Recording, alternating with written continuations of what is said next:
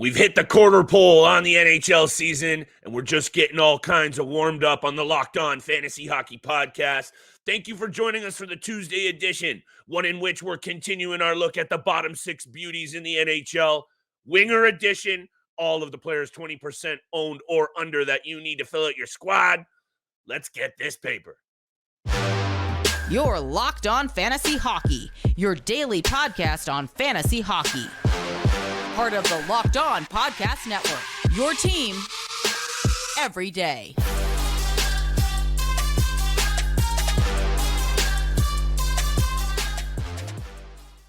December is just around the corner, and it's getting serious in the NHL. It's doing the same on your source for fantasy hockey news, the Locked On Fantasy Hockey Podcast, and I'm proud and distinguished to be joined by my esteemed co-host, Mr. Steele Roden. And on this side of the microphone, it's your boy, Big Flip Livingstone. And thank you sincerely for making us your first listen every single day, Monday through Friday. Steele and I are here. Thank you for holding us down yesterday. We needed a little time on IR, but we're back, baby, all week long with all the fantasy news you need. Today's episode is brought to you by Sleeper. Download the Sleeper app and use promo code LOCKEDONNHL to get up $100 match on your first deposit. Terms and conditions apply. See Sleeper's terms of use for details. People, party heads, fantasy fanatics, you know Steele and I love these specific angles for breaking down looks at some of our favorite players in the league. And of course, not always, Steele, are you going to be able to fill out your squad with number one line studs, not even line two. You're going to have to hit lines 3, 4, and even worse, perhaps. I don't know how that works, but maybe you do. Today's episode, we're looking at bottom six beauties. We had some comments from the fans out there. Last time we did this last week, Steele, players owned 20% or under on Yahoo and ESPN. We looked very much up the middle. So we're taking a look at left wing, right wing today. Over to you, my friend. Some of these players are the perfect way to fill out your roster or perhaps week to week make that fill in the hole for an injury. Yeah, and thank you so much for the listener who left the comment on the YouTube channel. Continue to do so if you want Flipper and I to talk about certain aspects of the game, certain fantasy hockey players, and you want us to talk about it on the podcast. Continue to leave the comments on the YouTube channel and DM us. We really do appreciate all the feedback and input we get from the listeners out there. Again, we pretty much highlighted a lot of centermen on last week's waiver wire targets. We're trying to target some wingers, left wingers, right wingers for this week, 20% rostered or less. And I want to start off with somebody that's a little bit underrated, but it's because of the team that he's playing for right now. Ondrej Palat rostered at 19%. 13 points in 20 games. He's been one of the better Flames forwards all season so far, as you know, Jonathan Huberdeau and others continue to struggle with their game right now. 31 shots, 24 hits, 25 penalty minutes. So he is a little bit of a banger league beauty in there. He's got 4 points in his last 4 games. And we are recording. This is Tuesday episode. Calgary Flames did play Monday night. So they have 2 more games this week against the Dallas Stars and Vancouver Canucks. So it's definitely going to be 2 tough matchups. So maybe this might not be the week to stream Ondrej Palat, as there's only 2 games left for the Calgary Flames. But it's definitely a player to consider moving forward for what he brings. He's on the top line. I know they shuffle the lines, it seems like every other game, but Ondrej Palat has been one of the better Flames the entire season. I think what's important with this discussion, Steele, I like that you're bringing up this player, is it goes to the point of what you're just saying. This isn't perhaps a go out there and add these players today type move. This is the kind of situation that when we highlight bottom six beauties and guys at 20% or owned less, I think what it means is these are going to be options that you can continue to go back to, maybe take a look at their schedules week to week, more games, more favorable matchups, then go back to the well on some of these, like next week, the week after, maybe Ondrej Palat has 4 games.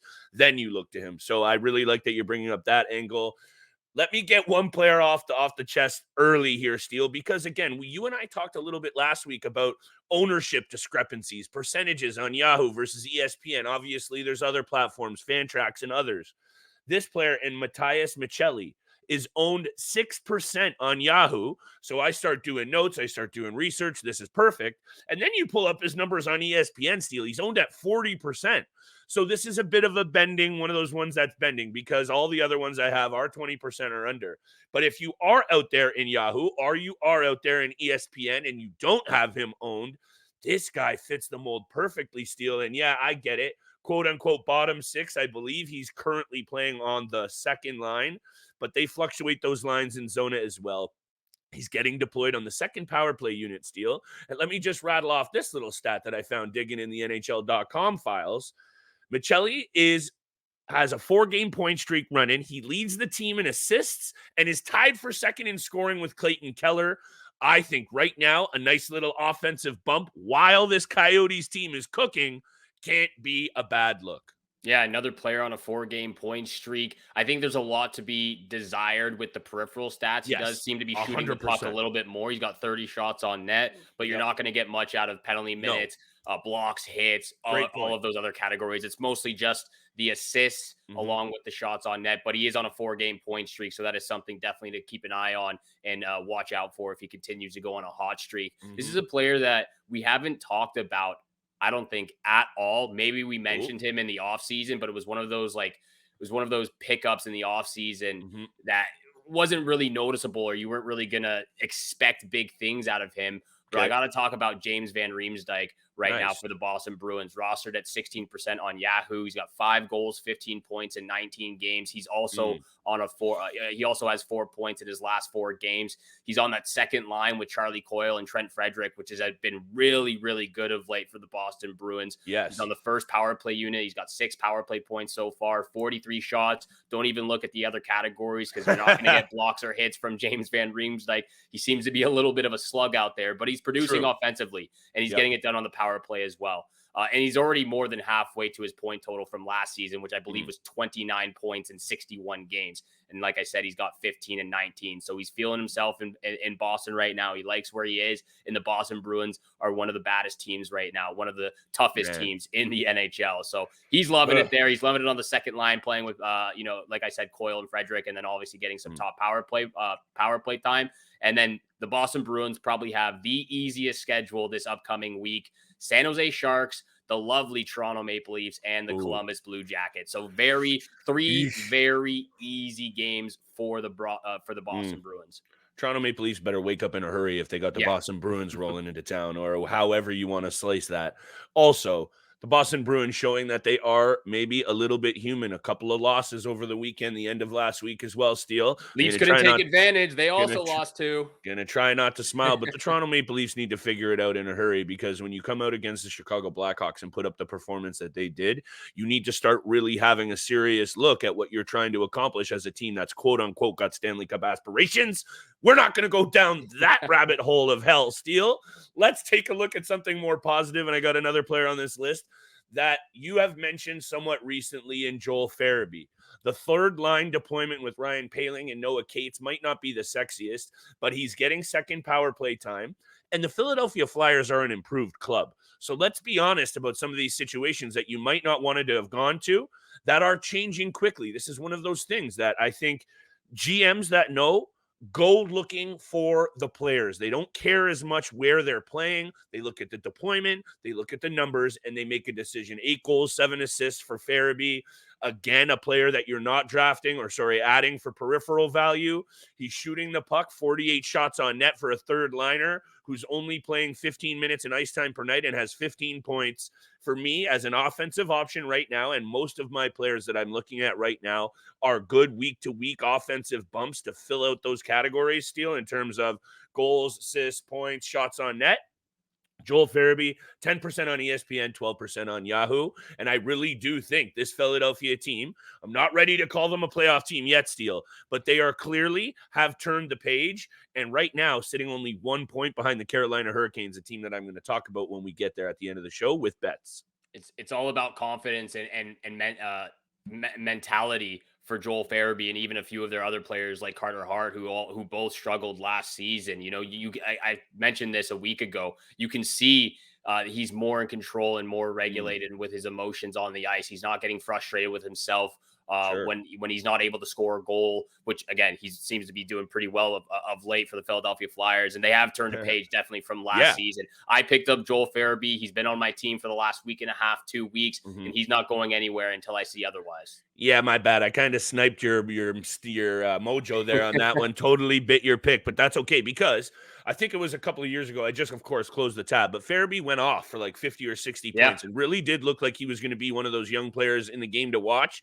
Last couple of years, injuries, poor performances, obviously the influx of lines, maybe Tortorella up the old ear hole a bit too much. Anyway, he's having a better year. And the 15 points so far, you need to pay attention. That guy ends up finishing with 60 points. And you and I haven't spoken about him. We're slacking. We're not slacking on another player on this list. We got more of our favorite bottom 6 beauties coming up around the break. And of course, wrapping the show Tuesday night. 10 games on the NHL betting board. Steele and I are trying to keep this loot train running. And of course, today's episode is brought to you by Sleeper.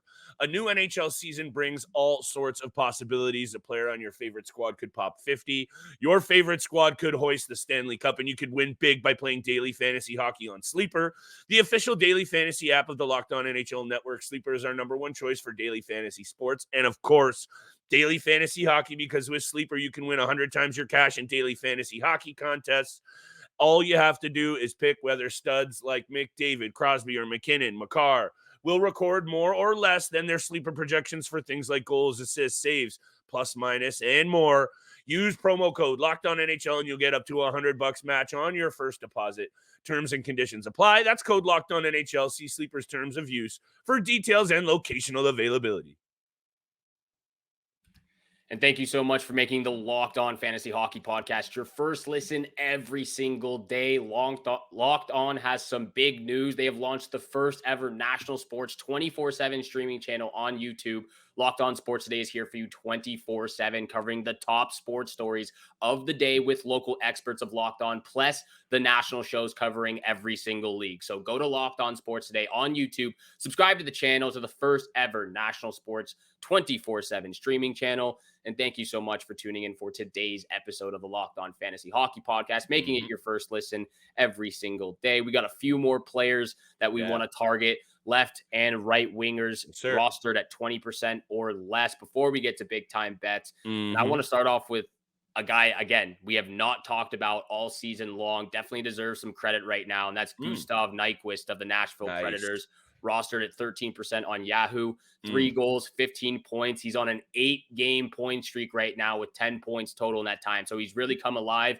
He's got 43 shots on net. Again, not really much to be desired by the other peripheral stats, but he's playing on that top line with Ryan O'Reilly, who's also been pretty good this season, with Philip Forsberg, who leads the Nashville Predators in points. He's on the top power play unit, has 6 power play points. Big week for the Nashville Predators. They've got 4 games: Pittsburgh Penguins, Minnesota Wild, New York Rangers, and the Buffalo Sabres. But you got to give credit where credit is due, because Nyquist on that 8-game point streak, he's facilitating, he's playmaking, he's doing it all on that top line. And it's pretty nice to see from a couple of veterans playing alongside Philip Forsberg. Thank you for bringing up the Nashville Predators, Steele. Nice little segue into my next player. And actually, let's dwell on the team for a second here in the Nashville Predators, a squad overall that we haven't talked a whole lot about, because until recently, not been a whole lot to talk about, but they're currently on a 5-game win streak, creeping up those central standings. And one of the things that I wanted to say on today's episode is a quick glance at the overall standings in every single division. There isn't a single squad running away with it, not even the Rangers or the Bruins, who both only have 3 losses. Carolina's only 7 points back, and the Panthers are only 6 points back. So I just wanted to say we're in line for a real treat here as we head to the holiday break. That push is always hectic, Steele. I said last week, I think we're going to see a number of domino effect trades, maybe not all major, but I think this is the next couple of weeks are critical for fantasy GMs. So make sure you're tuned and tapped into the pod. That's number 1. Number 2, back to this Nashville Predators team, playing a lot better. And when you see squads, and you're seeing it in proof in the pudding with Gustav Nyquist's point streak. When the team goes streaking, you want to take a look at some of the players and reasons why. And I'm looking at a young player who is still tied for 3rd in rookie scoring, and we haven't spoken about him not once, Luke Evangelista. And at 3 goals and 9 assists so far this year, looking at 43 career games in the NHL over the end of last season and this season, 27 points. We got to be paying attention to him. And also, I'm not hating this second line they got going of Kiefer Sherwood, Juuso Parssinen, and Luke Evangelista. I understand Evangelista is a little bit small. He's got to work on his size and his overall strength. Core strength is an issue. He gets pushed around a little bit. He's actually a relative of Brendan Shanahan's, Steele, but his playmaking ability and distribution, puck distribution skills, I'm loving. I think you're going to see Luke Evangelista in the mix for a long time in Nashville. I believe he was one of David Poyle's final draft picks, which I'm buying into that. But lastly, Evangelista, I got it right here. 3% on Yahoo, 8% on ESPN. Yeah, he doesn't fill out the peripherals, but at this young Steele, just turned 21, already nearly a point per game in the NHL. Again, week to week, little offensive bump. I'm taking a deep look at this guy. A perfect way to round out your bench. Nashville's looking nice and pretty right now with a couple of those young guys that we've talked about, Parssinen being one of them from last year. I've got my last player is also rostered at 3% right now. Okay.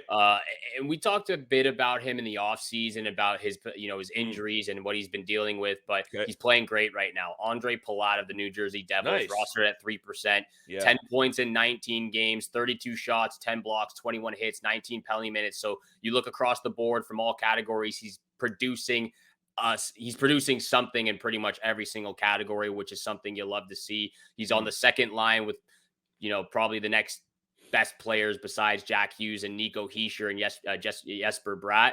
He's on the second power play unit. He's got 5 power play points, and the Devils have 3 games, a very advantageous schedule against the Islanders, Philadelphia Flyers, and the San Jose Sharks. So I just wanted to mention Palat real quick.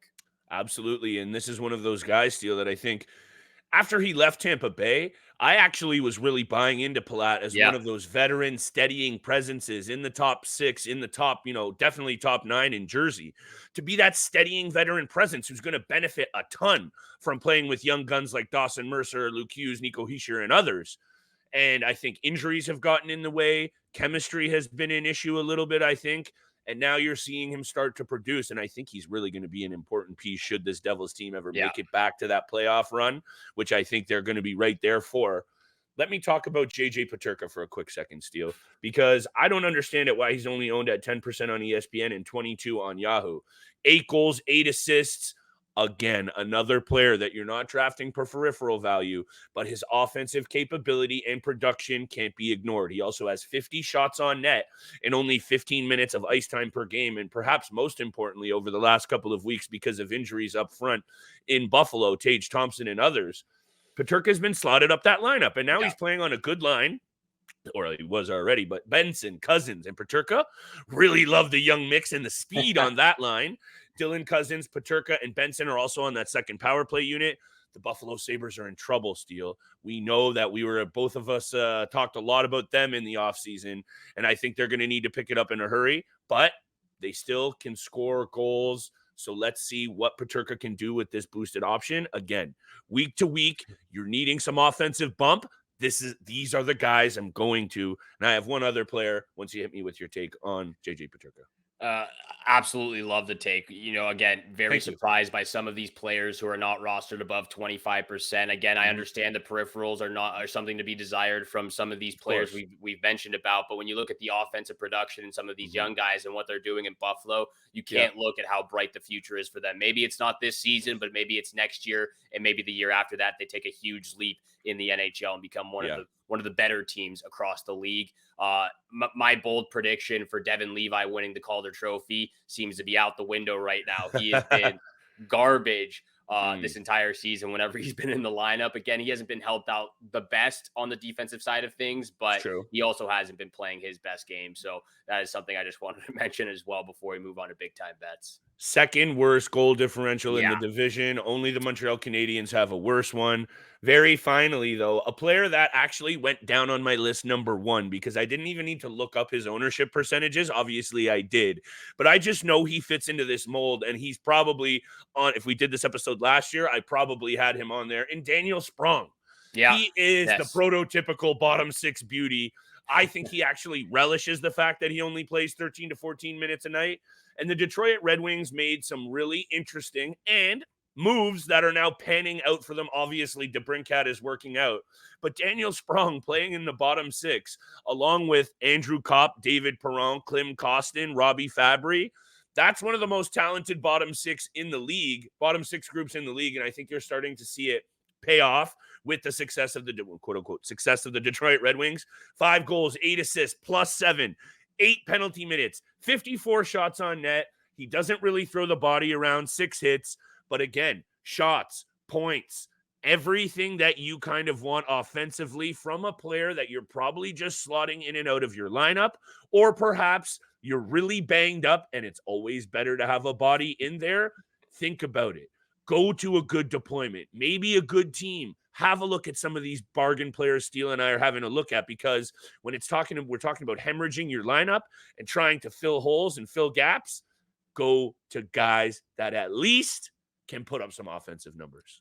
The Steve Yzerman plan is in full effect right now. The Detroit Red Wings are getting it done. And like you said, they're only, 6 points back from the Boston Bruins in that Atlantic division. So they're pretty close and they're playing really well especially from some of those new additions to the team this season. We're going to get over to big time bets where the money is made. But this episode is also brought to you by collective.com. They say if you love what you do, you never work a day in your life. But as a freelancer, there's always the dreaded paperwork that comes with it. With Collective, you can focus on your business of one while letting them focus on your paperwork. Collective is the #1 financial solution for freelancers, contractors, and self-employed entrepreneurs that lets you focus on your passion and not the paperwork. Collective knows that if you're in a business of one, makes over $80,000 a year, you will find the most value from their services. Join the thousands of solopreneurs who have saved an average of $10,000 per year on taxes with their structure. Right now, Collective is offering 1 month free and no onboarding fee when you go to collective.com/LockedOnNHL and tell them Locked On NHL sent you. That's a $550 value for free when you go to collective.com/LockedOnNHL and tell them we sent you. Again, that's collective.com/LockedOnNHL and tell them Locked On NHL sent you. And thank you so much for making the Locked On Fantasy Hockey Podcast your first listen every single day. Continue to hit that subscribe, leave a follow, and a 5-star review. We appreciate all that love and support you show us every single day, 5 days a week, Monday through Friday. 7 o'clock in the morning is when you can find our episodes. Big time bets, though, Flip. If you don't mind, I'm honestly just going to rattle all 3 of mine off. I'm not going into statistics and trends and whatnot. I'm just going on a hunch. I'm going with my gut here. Straight gut. I love it. Straight gut here for all 3 picks. Okay. Maple Leafs money line -150 against the Florida Panthers. Maple Leafs, like you said at the top of the show, they need a big win. They need to turn things around.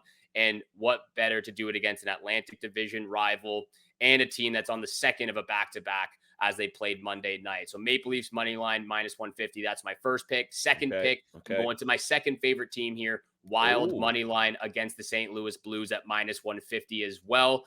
They are 2-6-2 right now in their last 10. They are playing real bad. And it's been disappointing to watch. You know, the goaltending hasn't been the best. Gustafson's been a letdown offensively.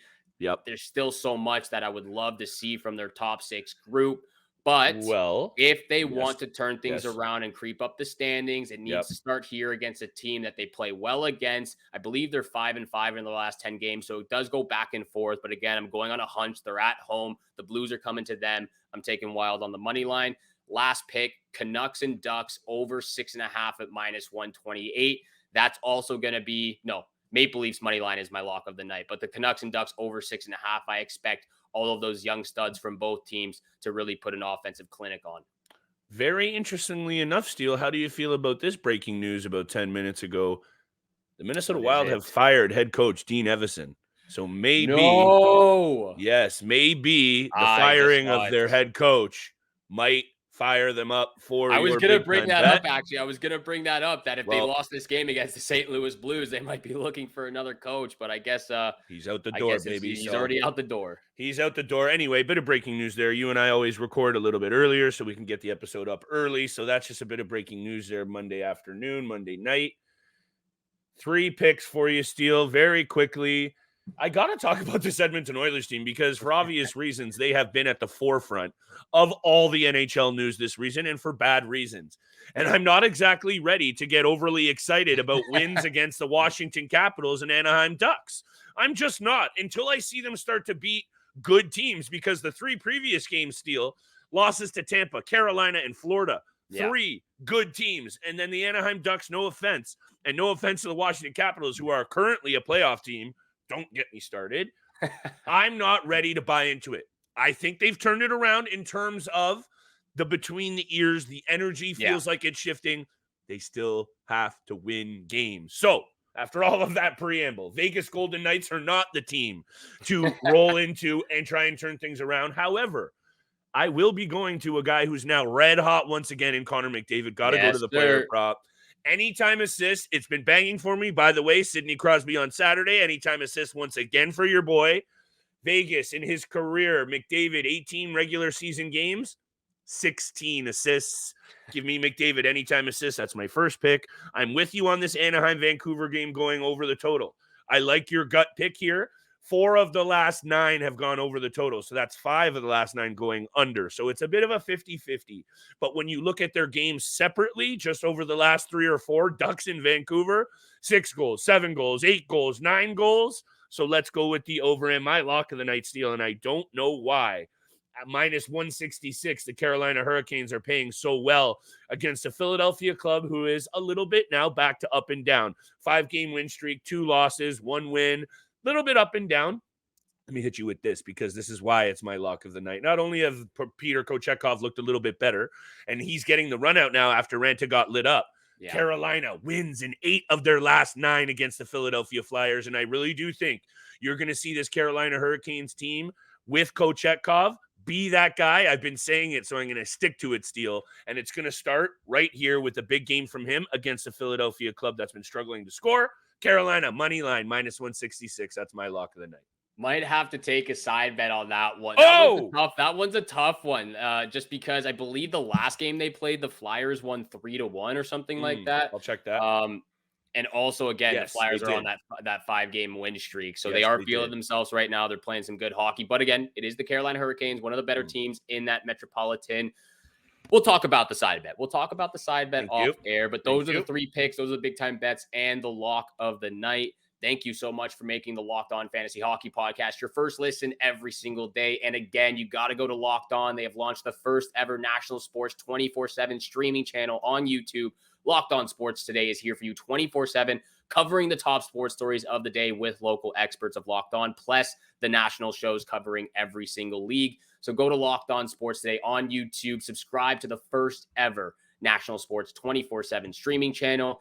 And thank you again for tuning in for today's episode with Flip and I. Have a great day. Good luck with all your bets out there. And we shall see you back here again tomorrow.